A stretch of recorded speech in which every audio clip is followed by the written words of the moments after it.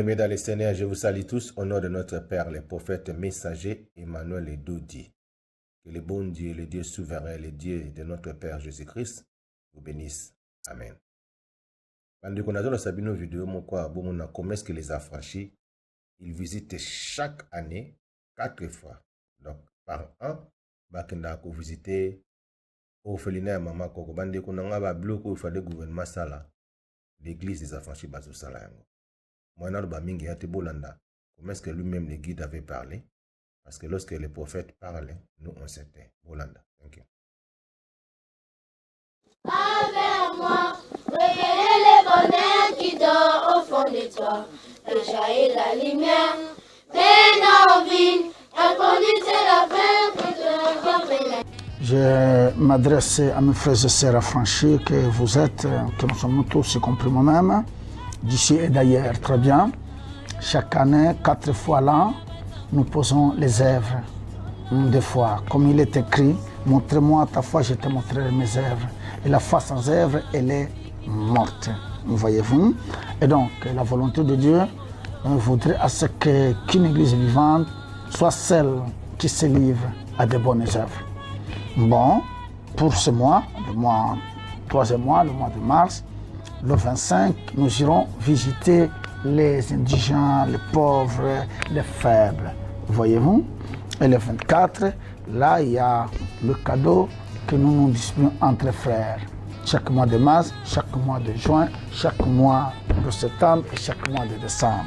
Comme c'est une première opération, je vous invite. Quand vous allez me suivre, si jamais le Seigneur vous bénissait, conjuguez tous les efforts possibles, contribuez, que chacun mette sa main d'association sur cette affaire. Tu as tes $10, tu as tes 20, tu as tes 100, ça dépendra de la possibilité ou des moyens que le Seigneur a mis à ta portée.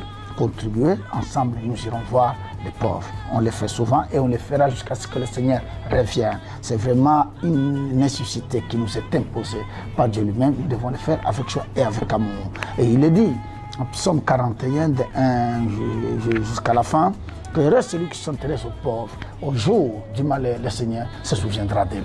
Donc, une vraie religion, c'est celle qui s'occupe des indigents, des orphelins et des veuves. Donc, nous sommes dans la parole. Si vous voulez être une vraie église, ok, appliquez-vous d'autant plus à faire ces choses. Oui, n'oublions pas encore qu'il est écrit que nous avons été créés pour les bonnes œuvres, pourvu qu'on les mette en pratique et qu'on les vive. C'est ce que nous allons faire. Le 25, nous irons voir les indigents. Alors que chaque enfant de Dieu, partout où il va se retrouver, qu'il mette sa main d'association, qu'il contribue pour cette bonne œuvre-là. Je dis et je vous remercie.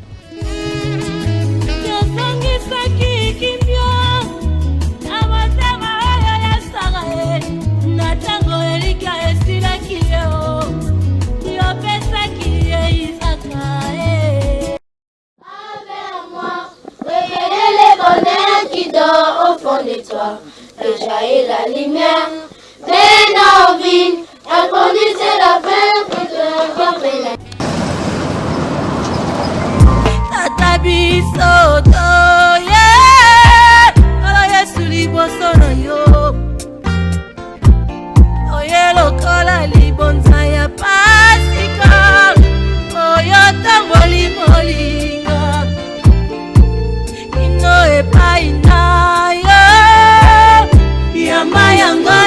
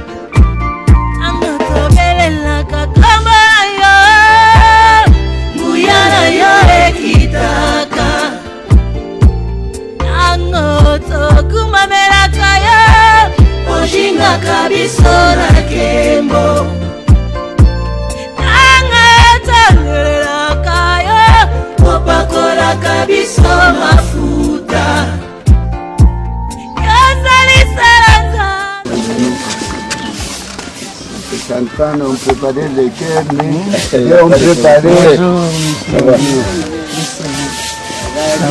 Ça va un peu devenir calme. Vous connaissez comment le pays. Je vous salue à vous tous. Je dis que notre société ne l'accepte pas. Donc, je crois que vous maintenez et aussi ma santé ne va pas bien. Aujourd'hui, quelqu'un qui a porté, mais un de mes enfants, hier, il se regarde cette chemise, va être pour toi. Et les pantalons. Je dis, mais ils sont trop modernes, mais on restait avec mes souliers, de ça de les vieux, pour dire que je vous aime beaucoup et je vais des années avec le prophète qui toujours il est à notre côté et continuer avec cette œuvre. Malgré que si le Seigneur nous appelle, vous devez continuer, vous êtes congolais, vous êtes universel aussi, vous devez continuer. Hein? Les œuvres du Seigneur doivent continuer, appuyer, malgré n'importe qu'est-ce qui passe. Tous sont des enfants abandonnés, laissés. Hein? Une situation et jusqu'à maintenant, l'État ne passe rien. Imaginez l'hôpital, tout c'est bien. Si nous espérons, c'est une grande souffrance, je vous dis avec tout mon cœur. Hein? C'est ça que devient bien. Hein? Maintenant, devient bien, ce sont 75 ans déjà. Hein? Donc c'est déjà pèse. Maman Coco, il était mon professeur. Elle est arrivée déjà âgée, 69 ans. Donc ici, bon, et tout passe comme les grandes femmes. Hein? Maman Betty, qui sont enterrées ici dans notre cimetière. Qui est pour tous ces volontaires qui ont donné la vie. Hein? Et ici aussi, je vais continuer. Mourir dans la terre de mission, disent les missionnaires, ils meurent dans la terre de mission. C'est que merci à vous tous, à le prophète Emmanuel, dans le silence, hein, parce qu'il est venu une fois seulement ici, hein, mais et toujours, c'est ça l'esprit, hein, l'union hein, de cœur. Hein, et toujours, et vous continuez cette œuvre aussi. N'oubliez pas, parce que dans le mien temps, je vous dis avec tout mon cœur, un peu angoissé. Hein. Ne dormez pas, j'ai perdu un peu la mémoire aussi. Pour ça que j'ai déjà des noms des autres personnes qui continuent, hein, le travail. Et toi, petit à petit, on commence à se retirer. Avec les enfants seulement. Así que merci beaucoup. Hein.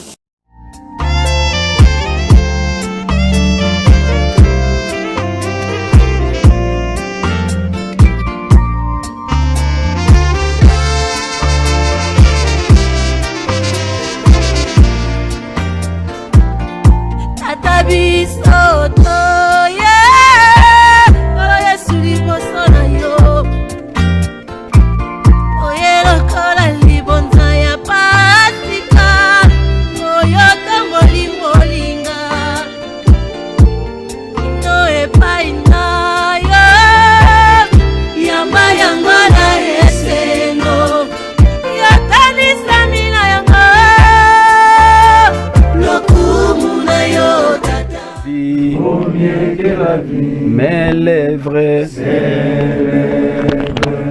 tes louanges, car ta bonté vaut mieux la vie. J'étais perdu, tu m'as retrouvé, j'étais perdu, tu m'as retrouvé, oh mes lèvres célèbrent tes louanges, car ta bonté vaut mieux que la vie. J'étais rejeté, tu m'as récupéré, j'étais rejeté, tu m'as récupéré, mes lèvres célèbrent tes louanges, car ta bonté vaut mieux que la vie. J'étais malade,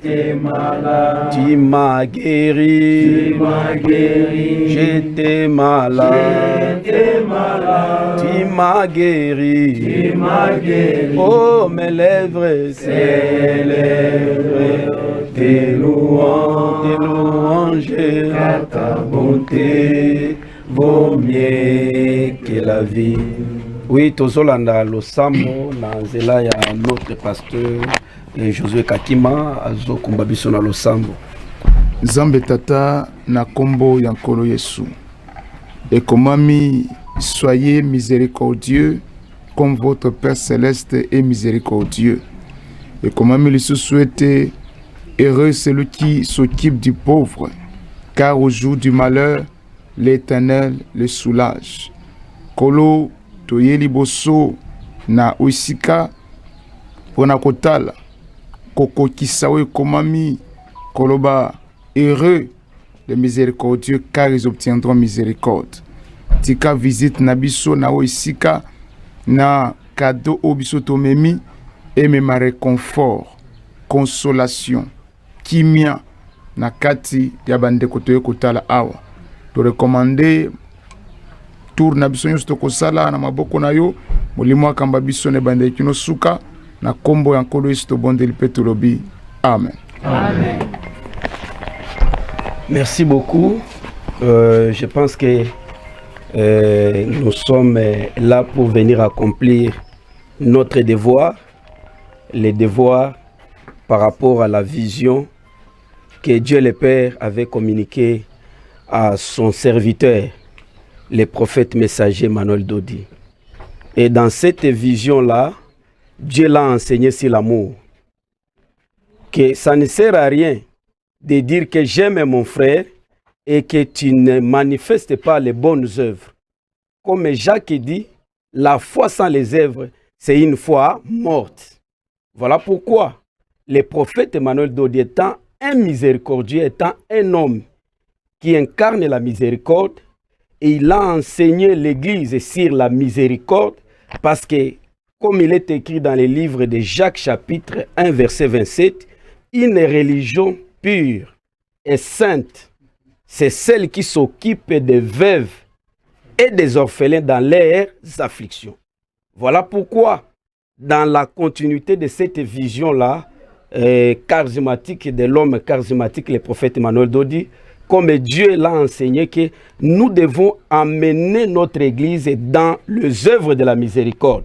Comme notre pasteur vient de dire dans Luc 6, 36, soyez, c'est une recommandation, soyez miséricordieux, comme votre Père est miséricordieux. Or, un miséricordieux, c'est celui qui doit sauver les âmes. Un miséricordieux, c'est celui qui doit prier pour les autres. Un miséricordieux, c'est celui qui doit visiter les veuves et les orphelins. Voilà pourquoi nous sommes là par rapport aux dates que Dieu a révélées au prophète Manuel Dodi. Nous venons 4 fois par an. Chaque le 25 mars, chaque le 25 juin, chaque le 25 septembre et chaque le 15 décembre. Voilà pourquoi, qu'il pleuve ou qu'il neige, parce que c'est une recommandation de Dieu. Voilà pourquoi nous devons être là pour accomplir la volonté de notre Père. Même s'il y a la guerre, nous allons toujours accomplir cette volonté-là. Et c'est un devoir pour nous. Même après notre mort, même nos enfants qui viendront après nous vont continuer toujours à manifester ces œuvres de la miséricorde. Voilà pourquoi, Père Hugo, au nom de notre chef spirituel, le prophète messager Emmanuel Dodi, représenté de tous les affranchis d'ici et de l'extérieur de la diaspora, et nous avons réuni les peu de moyens que Dieu nous donne, quels que soient les moments difficiles, mais pour manifester l'amour, ça ne demande pas que tu sois millionnaire. Pour manifester l'amour avec l'épée que Dieu donne aux affranchis, que Dieu donne au prophète Emmanuel Dodi, que Dieu donne à l'Église, et nous sommes venus partager cet amour-là. Parce que l'amour se partage. Cet amour-là envers ses enfants. Parce que ces enfants ici, c'est l'avenir de demain. Parmi ces enfants, il y aura des prophètes. Parmi ces enfants, il y aura des pasteurs. Parmi ces enfants, il y aura des ministres. Parmi ces enfants, d'ailleurs, docteur va se marier dans notre église. Quelle joie que vous avez fait un travail et vous l'avez même recommandé. Il faut qu'il se marie dans l'église des affranchis. C'est ça la continuité de l'œuvre. Voilà pourquoi nous ne sommes pas venus, mais vite, comme d'habitude. Cette fois-ci, nous n'avons pas amené beaucoup de vivres parce que vous avez beaucoup de besoins. Le moment est difficile que vous traversez. Vous ne recevez plus de dons, mais la seule église qui vous porte à cœur, le seul homme de Dieu qui a les soucis de vous et qui vous porte à cœur, premièrement dans ses prières et deuxièmement dans ses bonnes œuvres pour la survie de ses enfants. C'est le prophète messager Emmanuel Dodi. Voilà pourquoi nous ne sommes pas venus mais vite. Cette fois-ci, il a encore doublé l'enveloppe pour que ses enfants puissent survivre. Et le Dieu des cieux, qui est le Père de toutes les miséricordes, pourvoira à nos besoins. Nous voulons que ces enfants vivent et Dieu lui-même il va pourvoir aux besoins de son peuple. Voilà pourquoi nous vous remettons cette enveloppe, signe de notre amour, du ministère des affranchis, Église universelle charismatique, au nom du prophète messager Emmanuel Dodi, et avec la participation, avec cette grande délégation et tous les affranchis que nous représentons, nous vous remettons cette enveloppe, signe de notre amour envers vous et envers ses enfants. Que Dieu le Père vous bénisse, qu'il vous protège. Merci.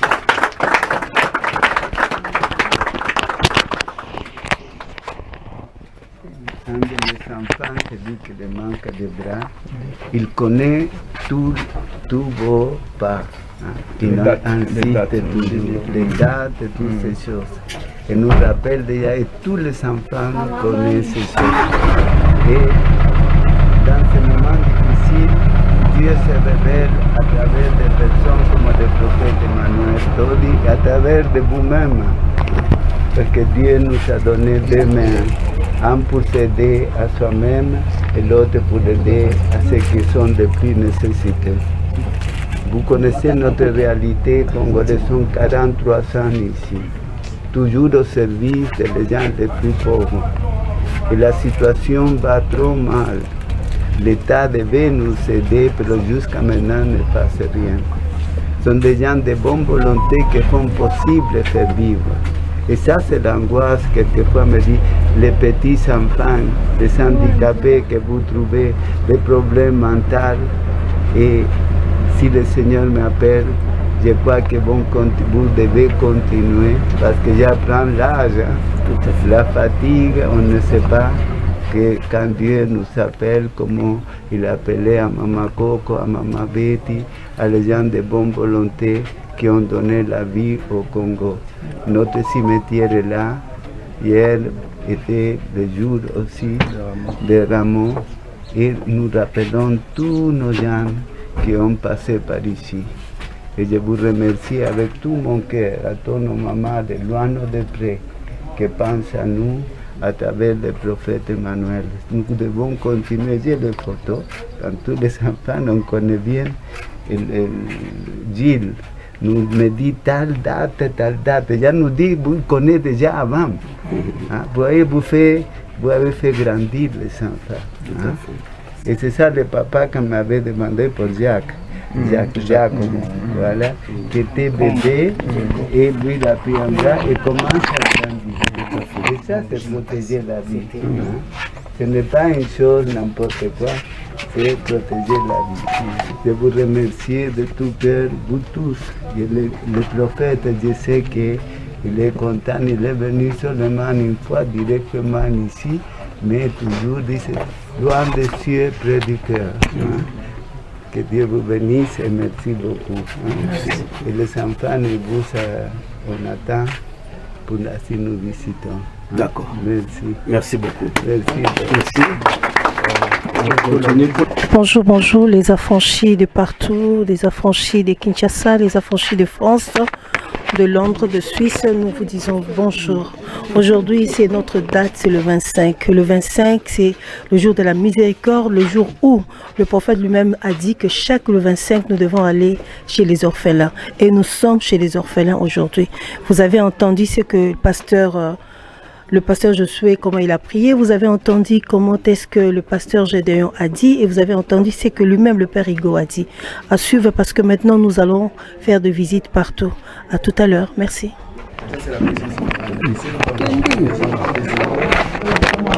14 ans. Il y a encore notre cuisine à la Casa Patrick pour les handicapés mentaux et physiques. Et puis il y a une autre cuisine en haut pour les adolescents. Et dans cette cuisine, par jour, nous préparons 15 sacs de riz 25 kg par jour. Nous avons 8 pavillons d'enfants. Ce qui fait que l'effectif est vraiment grand. Nous pouvons continuer là-dessus.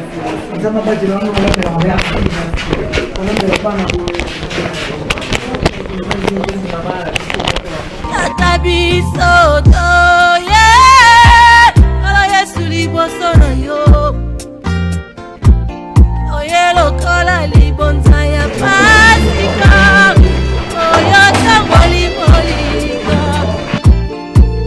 ino epai na yo yamba yango na esengo yatanisa mina yango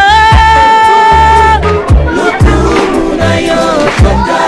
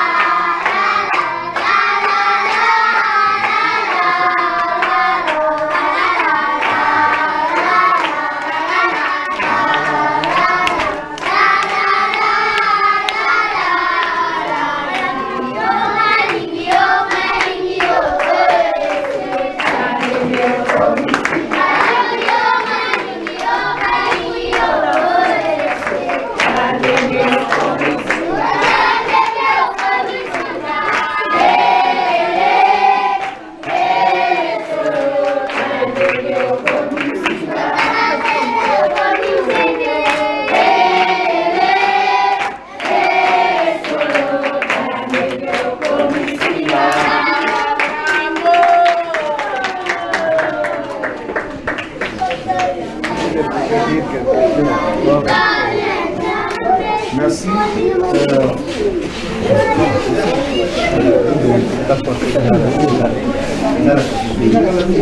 Kotala bino ndenge bo eza momesano na biso ya chaque trimestre mois de mars, mois de juin, septembre et décembre.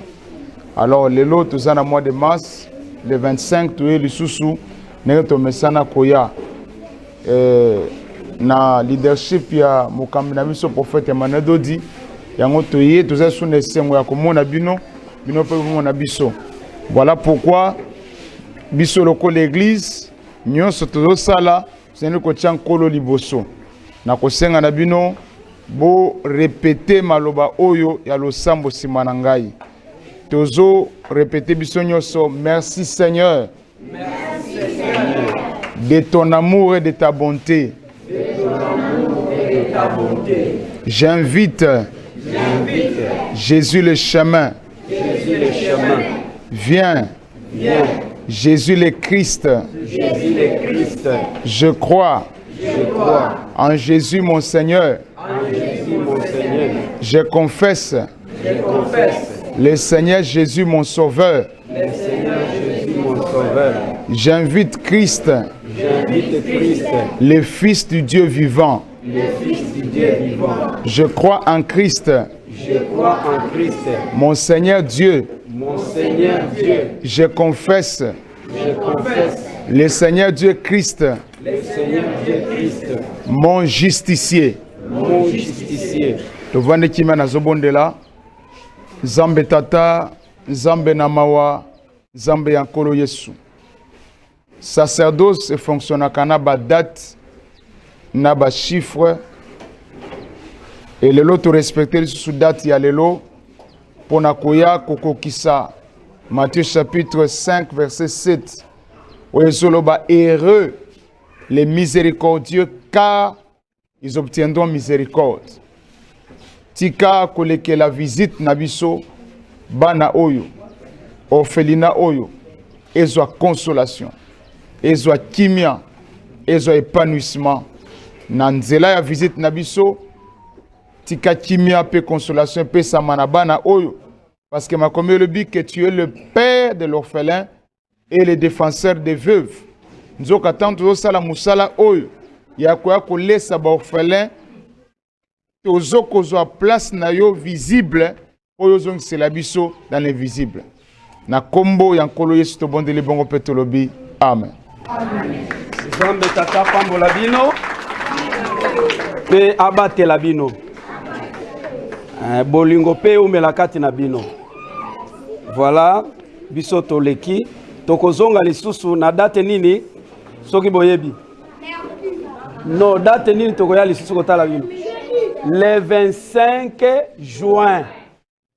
Le 25 juin, il y a biso et ratakate. Boyete, le 25 juin, bokomona lisusu biso. Ok? Oui. Zamba pambola bino bate la bino boza la malamo. Tokoya komona nambala sima. Merci beaucoup. Au revoir.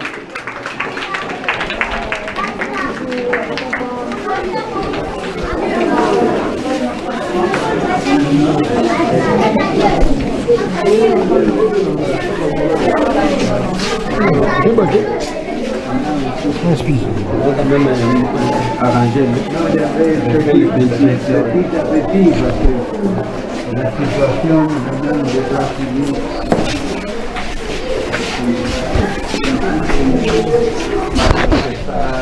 et que Dieu commence à connaître tous ces cas qui sont et déconne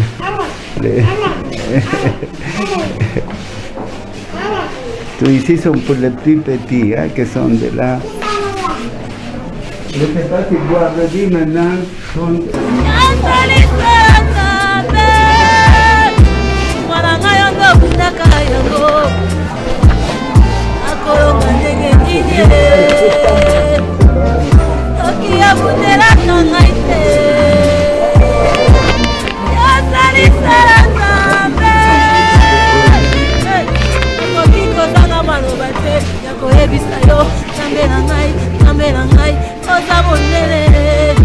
Oza bonele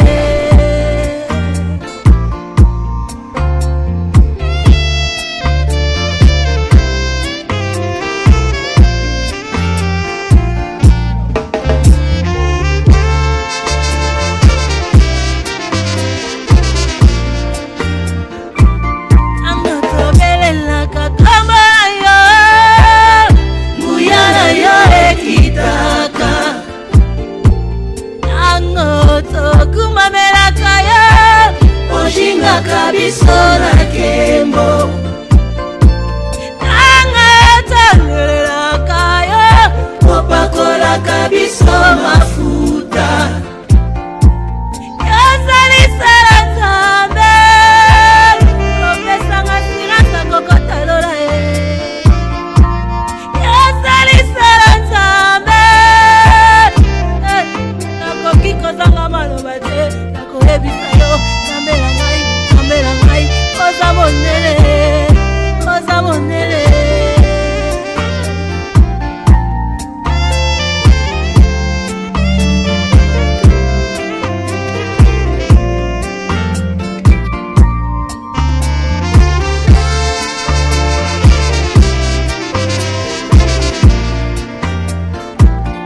Tata biso toye oyo Yesu liboso na yo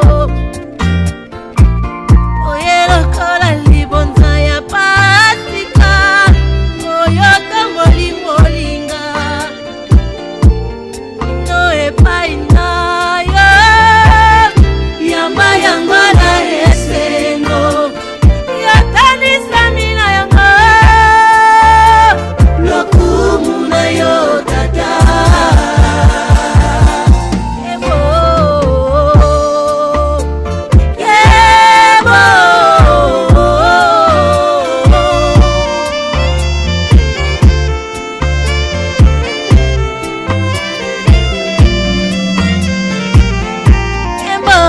kembo yokokani na moto te kembo lokumu na yo kembo zambe na ngai yokokani na moto te lokumu na yo kembo zambe na ngai yokokani na moto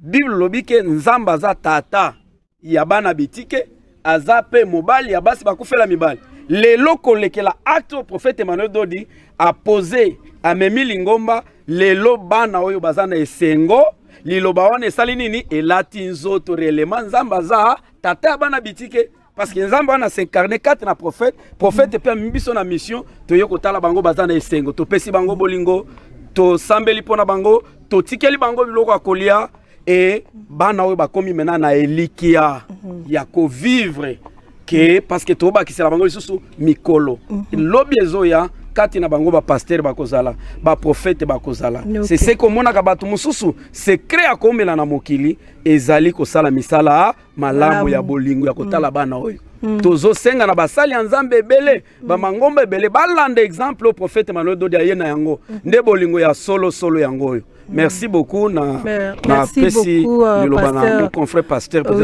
merci beaucoup pasteur Gédéon Chamala Sekaniel ya Église universelle pentecôtiste charismatique ministère des affranchis. Tu ko toqué pas pasteur Josué Kakima pasteur le 25 parce que pasteur Gédéon Lobignon so avant na kizonga Jesus na bakisinjora na basandra lina poto sisa estre na biso ya le bienfait du prophète messager Emmanuel Dodi. L'événement nini koleka na Église universelle pentecôtiste charismatique. Événement le 25, les clôture il y a 7 jours, il y a prière à miséricorde au Tozaranango chaque trimestre. Donc chaque 3 mois, dans le mois de mars, dans le mois de juin, dans le mois de septembre et puis dans le mois de décembre. Nde awa liloba o ezoloba que Dieu est le père des orphelins, le défenseur des veuves ezokokisama. Nzambe aza na nzoto lokola biso te. Nzambe aza molimo. Sikoyo biso mutu nyonso tu oyo azoya kusunga ba orphelin azokotisa Nzambe nyongo. Parce que aloba za tata ya bana bitike.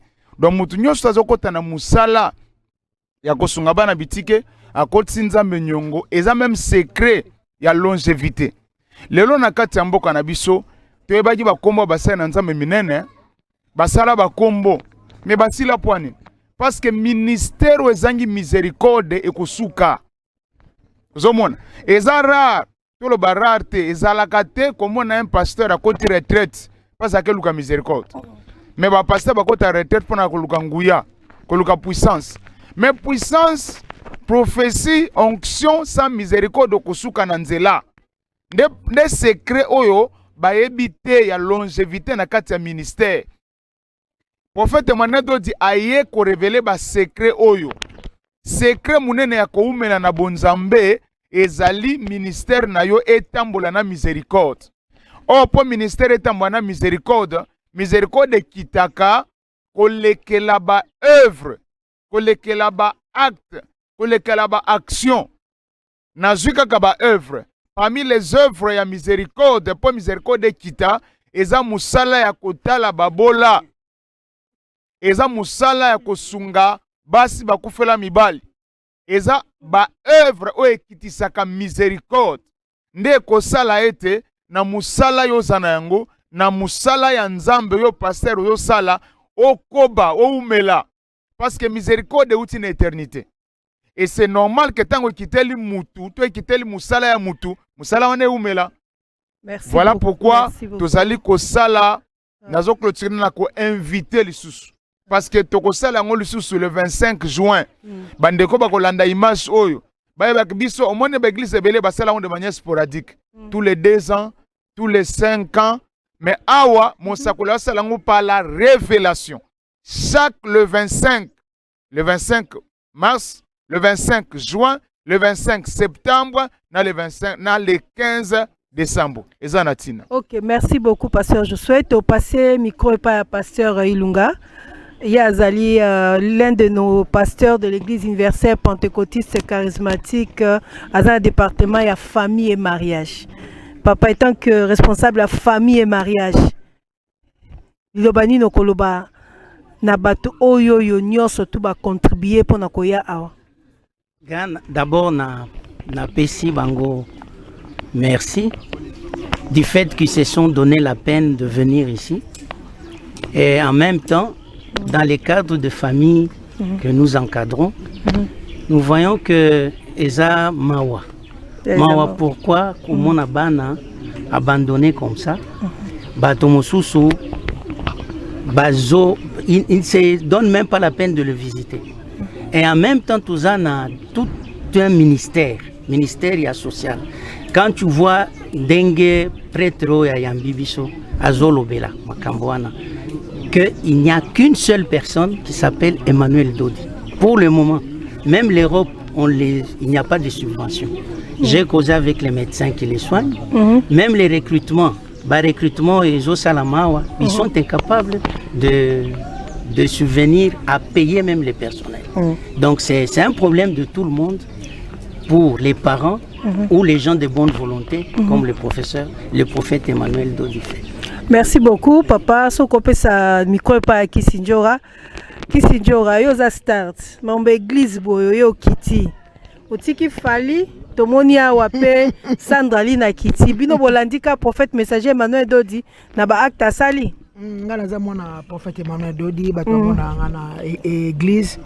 Naninga kotika mama bien ya malamu ya prophète Emmanuel Dodi te. OK. Nayoka kaka basandra bayaka awa bakeni pia na bazaka ko ya awa chaque année bayaka 4 fois awa lelo tango sandra bengabi za so le 25 max. Na mungi le 4 heures. Na mungi 4 heures. Tiki musala nyoso to. 4 babaki biselo à 7 heures. To komi wana 7 heures moins na ningi to awa. Na senga kaka prophète Emmanuel Dodi Alembate. Ali kaniso ya zui ya 4 fois par an. Ya oya anemoko 4 fois kwa ko sunga banonga na moni awa. Makambo nga na moni awa na zui psayo.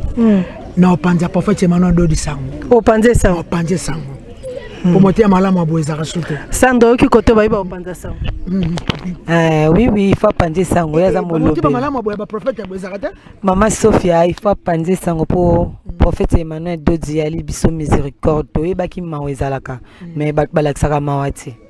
Oko kamuto wa muta kufi, ou bien mtasali accident na nzela, omuno temo bi mawa oleki. Mais au salaire le côté au salaire fort en même hôpital ou bien ça t'a un capot aider en tout cas prophète Emmanuel de derrière ou même le son mawa oui sangani na bolingo donc mawa na biso ba franchi tant muntu azana mawa yo pe koma na mawa tant muntu azo bela yo pe bela pona ye tant muntu azo kufa yo pe kufa pona likamba muninga tant muninga la linzala yo pe la lanzala muninga azana passe zo passe na ye koma ya yo miséricorde prophète Emmanuel de derrière même la biso eza miséricorde o ezoya ko arroser biso. Et ça, arrosé biso en tout cas, prophète Emmanuel Dodi, merci beaucoup. Na musala sala ka 4 fois, ngam beaucoup de gestes na mesani, bana so na kocha anjora omoni babela Sandra. Donc commanda kunanga pour prophète Emmanuel Dodi Alexandra ibolingwa solo. Aloba la biso to tika vengeance, to tika muteba mabeto la kisa mutu. Bolingo, soki muninga lingi yo pe lingaye, muninga beli yo pe bela, muninga zangi 1 franc. Yo pepe sa eko kaba ibandaka na mbongo muke na mbongo ebelete donc bolingo prophète Emmanuel Dodi amembeli biso yango wana lelo toza na clôture ya miséricorde boye belé en plus bolanda biso totikali na 3 fois déjà le 25 mars totikali na 3 fois ti le 15 décembre toza awa en tout cas prophète Emmanuel Dodi si mokili ekufa ko yede bana oyo ba oyo bino ba pasteur bovanda ka bomela mbongo masanga bokenda ba kapela kolemba nini boenda stade kolemba mbisi ba shaba bozo mbongo mabonja en tout cas bolanda prophète Emmanuel Dodi pour lelo bokonza lola efongamela bino amen. Merci.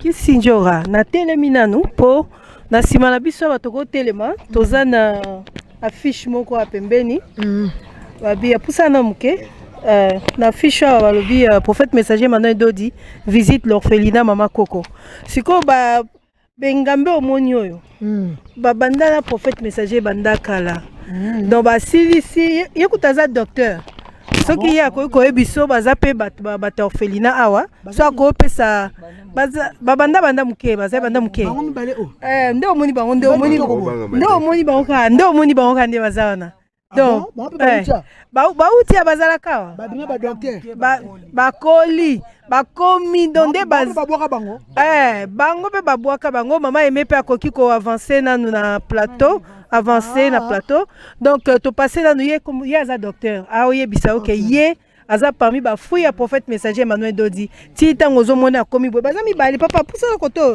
batu ba mono très bien ok d'accord to passer yo micro ok. Bonjour, nga Glody Kanko. Moko ya bana ya pédiatrie de Kimbondo. Na ya pédiatrie na 8 ans. Lelo na 8 ans. Lelo na 28 ans. Na kumpe mukolo. Ozobala pe. Voilà, nazobala na sala. Ozobala ka na sala prédote. O tika biso te soko bali muso OK moi ça changer ko basi ba changer abato ngonda kulanga ye oy palanga vraiment d'ailleurs puis mariage dans aux à la Bénin à l'église les affranchis tozala wana donc voilà un peu ça fait déjà beaucoup d'années tozawa tozana na pédiatrie na yaki mukelo kwa bana wana lelo na koli ela na yaki pédiatrie yaki yaka mashida yaka ezalaki bien ba possibilité ezalaki ebele ba moyens ezalaki ebele mais kokola topusani maman koko akufi na 2015 père atikali ye moko ba pandémie ekoya ba difficulté komi makasi ke tozokoka lisusu te père akoli vraiment makasi moi j'ai chance d'attendre université na salle médecine maintenant je me pose toujours une question est-ce que baleki nanga ba osala ba classe na sali pour la moins difficulté le coach ça fait déjà des années successives que ce que je diplôme au sein de l'université TPA Nabiso la possibilité en tout cas la possibilité naza pe par exemple au ça la démarche est-ce que personnel base en charge pas l'état ça fait 4 ans que dans ça la démarche ça fait 4 ans ministère à santé budget nazawana jarre famille mais je promettre père que l'oroté ba audience sont tous basenga bino bambongo ko bayamba bino ba dossier mususu pe le kabasenga bambongo puis finalité ezate église les affranchis église au bandina biso na yaki mukie Alors Bibi Azaki Mouké, hein? Azaki Mouké, 8 ans. 8 ans. Et 8 ans. Donc on va bien vivre grâce et bonheur à l'église de la Franchie. Emmanuel Dodi, prophète Emmanuel Dodi, a foutu même peu la classe nangai, surtout ba année terminale nangai qui vraiment. Oui, il y a une foutu. Prophète Emmanuel Dodi a foutu la classe nangai, a aidé vraiment ma case. Donc je suis vraiment reconnaissant na ba bien fait naï. Na lo ba année pour tout que père Gwaza papa nangai les bosso, prophète Emmanuel Dodi a papa nangai mi balé donc na merci beaucoup. Papa. Donc l'église les a franchis batiki bisoté batiki arabisoté bazalaka toujours na biso ata nzele bukana ki pa na biso avant matadiki bala mituke bande kolekate mais l'église la franchis baya basuka na ngambo biso to to komi na ngambo to kuta bozo pesa la na sali troc biso de petit flair on peut si biso ya revivre donc l'église la franchise a vraiment famille na biso mon notre tikala na Kinshasa ils a vraiment église la franchise et même la biso batu ya ndenge na ndenge tout comme to monyo lelo na yeba ka kala na ba téléphone na ba réseaux sociaux mais lelo j'ai la grâce ya komona c'est grâce à l'église la franchise na c'est vraiment honneur pour na biso ya komona bino ya mais non c'est pas la mariage na zala na cadeau za moni en septembre. Ah, on a dans Kinshasa. Nous sommes à Kinshasa. Nous sommes à fallu la juillet, août, pour nous préparer le stade de Martin. Nous sommes à Kinshasa. Donc, en septembre, tout va bien. Ok, merci beaucoup, docteur. Personne dans le micro, tout le monde a papa et Ngambo qui s'injure au Mounina Mandefou. Yépé, donc, il y a une prophète messager. Oui, mais tu vas cancer le quoi, prophète messager, Emmanuel Dodi Abandi Lelo. Non, Azan a 23 ans de prédication. 23 ans de prédication. C'est que bandana bango bandaka. Papa, yo kaka na mande foza qui peut faire Kombona Henri. Henri comment est Henri? Lelo kobenga ma orphelin eza lisusu minimisable était de tondo que l'on kilo kala pourquoi parce que tozu batu o bakabeli biso valeur. Et valeur wana et permettre même mental na biso ils ont équilibré. Ils ont équilibré. La difficulté est énorme. Peut-être qu'en matériel mais psychologique aussi. Et ce qui a impacté négativement aux hommes aux alaka épanouis parce que mutu eza malamu te. Alors bolingo oyo prophète abandon memela biso impacta positivement l'épanouissement na biso ti ya kolobaki no tozu engagement to honorer ya kolobaki toke classe po biso pe de tour na biso to rendre appareil nde tozo sala sikoyo toza pekara na encadrement ya baleki na biso o bazar ndenge biso tozalaki encadrement ndenge pe biso tozozongisa encadrement po lobby lisanga ezala susu munene makasi parce que makambo bilo ya malamu esalama mingi penza. Remerciement ne cessera jamais assez. Jamais assez. Boya te tozala bino. Prophète donc dans Koli, prophète ayambanga déjà 2 fois. A rassurant kolobaki non, même si les pères ne plient là, aussi longtemps que cette église existera, tokotika kabino jamais. C'est un homme de Dieu à ébi valeur à l'iloba. Alors ce que loba qui bongo, on ne voit pas de quelle manière et koki kosa la matin. Et la preuve année, vous venez toujours. Dès que tu loba tatong zele katanaki. Donc, les ailes sous ko démontrer tes attachements à bino, ya ko vouloir kosa la biso bolamu a na kacho orphelinat mamako. Ok, merci beaucoup. Tokobi na suka metongi tozo ba idée hein qui sinjora. Omoni batu ba uti poto ba moni siko bato ba konde ba koli. Nde bakoleli awa siko tongi to lekepa na bango so to kosema ba poussa boko poussa na bino pour mesate bo poussa na s'il vous plaît mais na sima sanda goyembe la biso na kisinjora ba obwa ke la biso mo ba krimoko hein na sima s'il vous plaît omoni siko bango olobini na mono avec émotion. OK parce que nandima kite ke bao comme na âge à boy nandima kite vraiment nzambe apambola bino tango zaki bana bazaki sike bozaki ba rendese mais ko nzambe atomboli bino boza la pena mu wana bo supporter ba leki na bino vraiment idali merci mingi na prophète Emmanuel Dodi nzambe mpenza apambola ye abakisile mikolo apesi toujours énergie mpona contenir œuvre oyo parce que ce n'est pas facile ke na obimisaka mbongo no mpenza na poche na yo osupporte bana oyo bota te eza facile te. Ok, merci beaucoup. Passez le micro et pas à pasteur. Apôtre omoni sikoyo ba témoin. Oh bango yo mi balé ba témoin killer. Olobinini. Lelo na yeko vivre le lobai oelobi que il est le père des orphelins. Et réellement, Dieu est le père des orphelins. Dieu ne descendra pas seulement lui-même à l'esprit venir ici, mais il est descendu au travers un homme pour faire sa volonté. Et je viens de voir Ngai Moko na miso, bande na miso, o bazalaki Moko alodi azaki na 8 ans. Mosusu azawana pe bakoli sous l'initiative ya Musali Nzambe oyazo sala ya soutenir ba orphelin. En tout cas, que Dieu puisse bénir l'homme de Dieu, que Dieu les soutienne, que Dieu soutienne aussi l'église des affranchis. En tout cas, Nzambe a Pambola a ajouté encore Moulaye, Moulaye et Payas. Merci beaucoup, apôtre. Maman Nelly, pour ça, pour te communiquer à Souka, Tobengi Sandra, Lina, Yape Kotoyo. Maman, vous étant que maman, vous avez vu des témoins. Témoins. Les mots me manquent. Les mots vous manquent. Ça me manque vraiment. Longue vie à vous, mon prophète d'abord. Emmanuel Dodi, longue vie à vous aussi.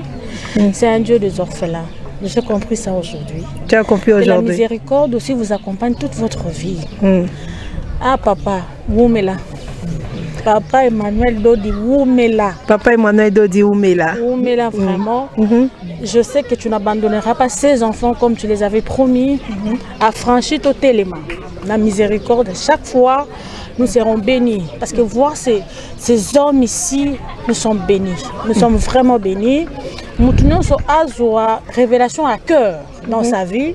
4 fois par année, c'est beaucoup, mais c'est pas beaucoup pour un affranchi. C'est beaucoup, mais c'est pas beaucoup pour un affranchi. Oh, après ça, qui 1000 francs, je pense que voir comme ça, ça t'a 10 000. Ça 10 000, parce que ces enfants doivent manger. Ces enfants, il faut balata. Oh, après ça, qui 1000 $. Ça t'a 10 000 $. Tout le monde a un orphelinat parce que biso peut aussi on a un orphelinat mususu. OK, on peut si babilamba, OK, on peut si loso. Oye kozonga mois prochain bana na basaka na bilamba ko pasuka. En tout cas, c'est pas ce que je veux. En face de moi, j'ai des beaux garçons qui nous feront aussi des beaux enfants. Vraiment. En tout cas, Nzambe apambola prophète. Longue vie à toi, papa. Toi, vraiment longue vie à toi. Merci. Ok. Bon, Nati Kelly, tokomi na suka, ya journée à l'élo. Nati Kelly Kisindjora na Sandra, babengisa, batunyoso. Bolingo. Papa Dodi. Bolingo. Bolingo, bolingo. Dodi na biso. Bolingo. Bolingo, bolingo. Dodi na biso.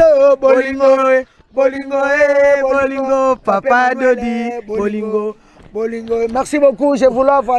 Prophète Emmanuel Dodi Bolingo. Bino, pasteur.